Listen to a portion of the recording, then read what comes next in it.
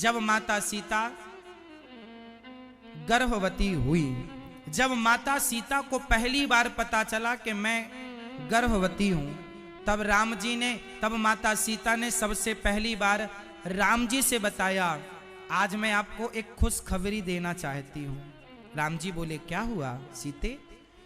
सीता मैया बोली कि आप पिता बनने वाले हैं। राम जी खुशी से नाचने लग गए, वाह मैं पिता बनने वाला हूं। सीता, तुम मेरी अर्धांगिनी हो, हर सुख दुख में तुमने मेरा साथ दिया है, तुम आज मुझे इस वंश के लिए पुत्र देने जा रही हो, कुछ मांग लो मेरे से। रघुकुल रीत सदा चली आई, प्राण जाए पर वचन न जाए। राम जी ने कहा, सीता कुछ मांग लो मेरे से। ये बात वाल्मीकि रामायण में लिखी है। राम जी ने कहा कुछ मांग लो।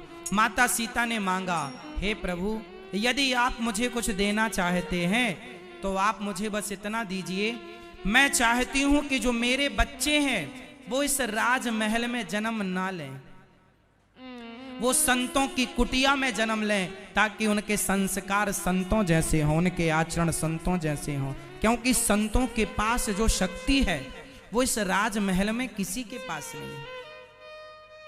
एक बात बताओ, भगवान राम को दिव्यास्त्र किसने प्रदान किए थे? बताओ, भगवान राम को दिव्य अस्त्र किसने दिए थे? उत्तर दो। विश्वामित्र जी ने। किसने दिया? तो माता सीता को भी चिंता थी कि मेरे पति को दिव्यास्त्र तो संत ने दिया, अब मेरे बच्चों को दिव्यास्त्र कौन देगा? इसलिए माता सीता ने यह निर्णय लिया कि मैं संतों की कुटिया में जन्म दूंगी अपने बच्चों को, तो संतों का स्नेह इन बच्चों पर ज्यादा होगा और संत वो दिव्य अस्त्र इन बच्चों को देकर यशस्वी बनाएंगे, जिसके बल से ये स्वयं सेल्फ डिपेंड बनेंगे, किसी पर निर्भर नहीं होंगे। ये माँ की प्लानिंग चालू हो गई। ये माता सीता ने कहा, हमें जंगल में संतों की कुटिया में बच्चों को जन्म देना है। बच्चे पैदा कर देना बड़ी बात नहीं है, बच्चों को पैदा करके उन्हें लायक बनाना, देश के राष्ट्र के काम में समर्पित करना, यह बड़ी बात है ना। मेरी मां माता सीता कोई सामान्य स्त्री तो थी नहीं, और माता सीता की सामान्य जिम्मेदारी तो थी नहीं, रघुकुल की जिम्मेदारी थी। तो रघुकुल को एक ऐसा बच्चा देना था जो सबसे श्रेष्ठ हो, और श्रेष्ठ कहां होगा? संतों के पास। इसलिए राम जी से कहा, मुझे वनवास जाना है। ये सीता मां ने मांगा। उसी समय एक धोबी की पत्नी आज जरा लेट हो गई घर आने में। पूछ लिया, कहाँ थी तुम? बोले, मैं केवट भैया के घर रह गई जरा। हाँ, मैं कोई राम थोड़ी हूं जो रावण के घर रहने वाली सीता को रख लें। मैं तुझे स्वीकार नहीं करता, तू अपवित्र हो गई है, तू फलाने के पास रहकर आई है। लो भैया, अपनी पत्नी पर लांछन तो लगाया उस धोबी ने, पर साथ में माता सीता पर उंगलियां खड़ी कर दी। अच्छा एक बात बताओ, यदि उस धोबी को राम जी दंड देते कि क्यों तूने मेरी पत्नी को गलत बोला, चल तुझे फांसी देता। राम जी राजा थे, और राजा थे तो धोबी को फांसी दे सकते थे कि नहीं, कि तूने मेरी पत्नी को ऐसा बोला। लेकिन यदि राम जी उस धोबी को फांसी देते तो क्या होता? माता सीता को फिर और लोग बोलते, अच्छा आप राजा हो तो कुछ भी कहोगे, लोगों के मुंह बंद कराओगे, सीता ऐसी ही तो होगी इसलिए तो तुम फांसी पर चढ़ा रहे हो। माता सीता गलत सिद्ध हो जाती समाज के सामने, हाँ या ना? यदि राम जी उस धोबी का मुंह बंद करते या उसे दंडित करते तो माता सीता को फिर सारे लोग बोलते गलत है, इसलिए तो मुंह बंद किया गया। सही होते तो मुंह बंद करने की क्या जरूरत थी? माता सीता गलत सिद्ध हो जाती समाज के सामने यदि धोबी पर एक्शन लेते तो। इसलिए धोबी पर एक्शन ना लेकर राम जी ने क्या किया? माता सीता चरित्र, उनके चरित्र पर कोई दाग ना लग जाए, कोई कलंक ना लग जाए, इसलिए माता सीता को ससम्मान राम जी ने महर्षि वाल्मीकि जी के आश्रम में पहुंचाया। इसलिए कि सीता कितनी पवित्र है ये बाद में महर्षि वाल्मीकि जी ही बताएंगे, क्योंकि राजा की बात कोई माने ना माने, महर्षि वाल्मीकि जैसे संतों की बात तो समाज मानती है। इसलिए संतों की कुटिया में कि ये बोल देंगे कि सीता पवित्र है तो ये दुनिया मान लेगी। इसलिए राम जी ने माता सीता को महर्षि वाल्मीकि जी के यहां भेजा। अब आप एक छोटी सी बात समझो, राम जी राजा थे, राम जी को सीता माता पर कोई किंतु परंतु नहीं था, राम जी को कोई संदेह नहीं था। राम जी को सीता माता पर कोई संदेह होता तो जिस दिन रावण के घर से आई उसी दिन ना राम जी सीता मां को त्याग देते। यदि राम को कोई डाउट था तो उसी दिन त्यागते, इतने दिन रहे क्यों साथ में?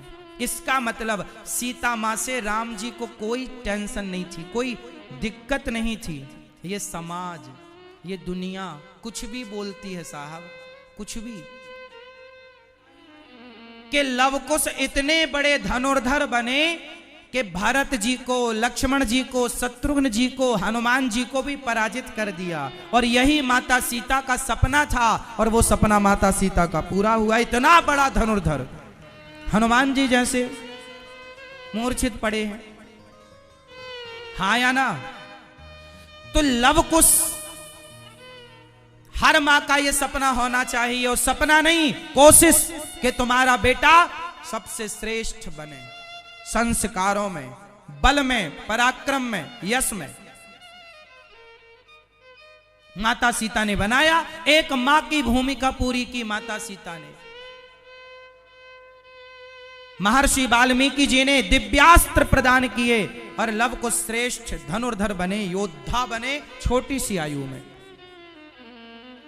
एक बार लवकुश गए और राम जी दरबार में बैठे, राम कथा सुनाए लवकुश, तो यूं ही कह दिया लवकुश ने, हम आपके पुत्र हैं।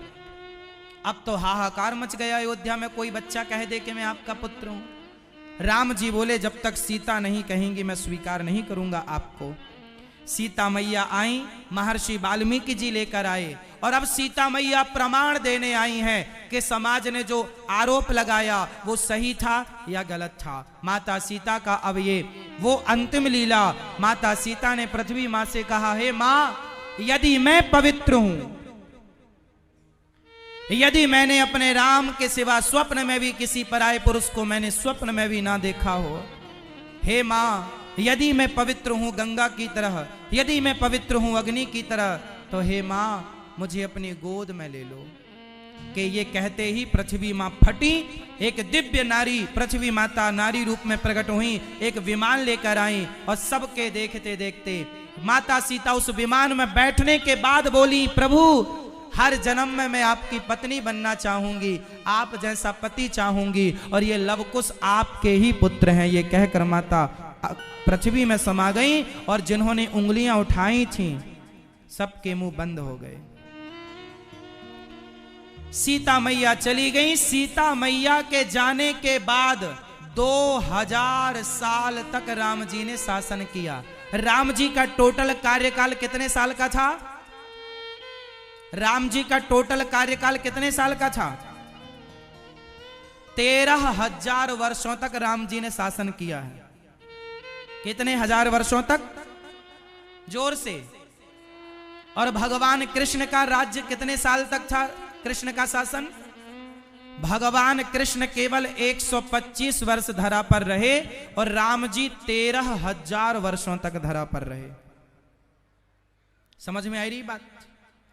तो सीता मां जब अग्नि में पृथ्वी में समाई, उस समय राम जी के कार्यकाल का 11 वर्ष पूरा हो चुका था, और वो 11वें वर्ष का अंतिम दिन था। फिर राम जी 2000 साल तक रहे। अब ये 2000 साल क्या थे वो भी मैं आपको 2000 साल का हिसाब देता हूं। और राम जी ने सीता मां को क्यों विदा कर दिया? अब तो देखो, सीता मां पवित्र हैं, ये साबित हो चुका था, तो फिर सीता मैया पृथ्वी में समा क्यों गई, राम जी के साथ रानी बन के रही क्यों नहीं? ये सवाल उठता है ना कि जब आप पवित्र साबित हो चुकी हो, अब तो समाज उंगली नहीं उठाता ना, क्योंकि महर्षि वाल्मीकि ने कह दिया, पृथ्वी मां ने कह दिया, तो अब आपको जाने की क्या जरूरत थी? तो क्यों चली गई माता सीता? और राम जी 2000 साल तक अकेले क्यों रहे माता सीता के बिना, जबकि राम जी सीता मैया के साथ 11,000 वर्षों तक रहे साथ में? केवल लवकुश के जन्म का वो आप 10-15 साल मान लो, 10-15 साल का वो टाइम पीरियड था जब राम जी ने सीता मैया को अलग किया, क्योंकि उस समय लवकुश की उम्र 8 साल ही थी, और जिस समय सीता मैया गई उस समय गर्भवती थी, और जब लवकुश राम कथा सुनाए उस समय वो 8 साल के थे। तो आप बस ये मान लो कि सीता मैया 8-9 साल राम जी से दूर रही, सिर्फ 8-9 साल। समझ में आ गई ना बात? चलो, अब वो 2000 साल क्या थे, तो इसकी कथा मैं आपको सुनाऊं। दशरथ जी की जब मृत्यु हुई, दशरथ जी हजारों साल तक राज्य किए, लेकिन दशरथ जी जब मरे तो दशरथ जी की मृत्यु से नहीं मरे, दशरथ जी ने राम के विरह में प्राण त्यागे। और जब दशरथ जी मरे उस समय दशरथ जी की 2000 साल उम्र बाकी थी। दशरथ जी की कितनी उम्र अभी शेष थी? जब रावण मरा तो राम जी ने रावण को मारा, तो देवता आए पुष्प बरसाने, उन देवताओं के साथ दशरथ जी भी आए थे। ये कितने लोग जानते हैं? वाल्मीकि तुलसी कृत रामायण में यह बात स्पष्ट लंका कांड में लिखी है कि जब राम जी ने रावण को मारा तो दशरथ जी भी स्वर्ग से आए, क्योंकि दशरथ जी जब मरे तो उनकी मुक्ति नहीं हुई, क्योंकि वो अभी दशरथ जी स्वर्ग में गए, क्योंकि उन्हें अभी आना था। इसलिए जब आना था तो मुक्ति हो जाती तो आना जाना मिट जाता, इसलिए वो अभी स्वर्ग में थे। और देवताओं के संग आए, राम जी से बोले, वाह राम, तुमने एक पिता की, तुमने रघुकुल की मर्यादा का पालन किया, बेटा मैं तुम्हें कुछ देना चाहता हूं। राम जी बोले, पिताजी क्या देना है, आपने तो सब कुछ दिया है। राम से बोले दशरथ जी, राम मेरी 2000 साल आयु बाकी है, जा राम मेरी उम्र तुझे लग जाए, मेरी उम्र तुम्हें लग जाए। तब से ये कहावत चालू हो गई कि मेरी उम्र तुम्हें लग जाए। कोई आपसे पूछ ले कि सबसे पहले किसने किसको अपनी उम्र दी थी, तो दशरथ जी ने प्रभु राम को दी। कितने साल दी? 2000 साल। अब आप बताओ कि राम जी दशरथ जी की आयु में हैं 2000 साल के लिए, उस समय सीता मां के साथ रहते, पिता की आयु से राम जी अपनी पत्नी को टच करते, स्पर्श करते, तो मर्यादा बिगड़ती कि नहीं? क्योंकि वो आयु किसकी थी? जोर से, दशरथ जी की। और पिता की आयु से, पिता की एज, पिता की उम्र, पिता की शक्ति से पत्नी के संग रहते तो मर्यादा बिगड़ती, और राम मर्यादा पुरुषोत्तम है इसलिए मर्यादा ना बिगड़े, सीता मैया को परम धाम भेज दिया। इसलिए सीता मां, अब राम जी सीता मैया के वनवास जाने में किसका दोष है? किसी का नहीं, समय दोषी है और ये लीला है। समाज को मैसेज दे रहे हैं प्रभु कि आप अपने बच्चों को संस्कारी बनाइए, और बच्चों को संस्कारी बनाने की पूरी जिम्मेदारी 90% जिम्मेदारी मां की होती है, और वो मां की जिम्मेदारी माता सीता ने निभाई है। हाँ या ना? इसलिए बेटा बिगड़ेगा तो पहली दोषी मां है, बेटी बिगड़ेगी तो पहली दोषी मां है, दूसरा दोषी बाप है। क्योंकि बच्चे मां के साथ समय ज्यादा व्यतीत करते हैं। तुम्हारी गलतियां तुम्हारे बच्चों पर भारी पड़ेंगी। सीता मां अपने बच्चों को लेकर कितनी जिम्मेदार हैं, और आप अपने बच्चों को लेकर कितनी लापरवाह हो।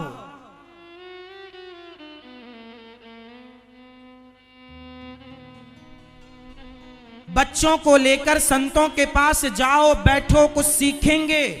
हम आपके नगर में आए हैं, आपके बच्चों को सुना रहे हैं, समझा रहे हैं।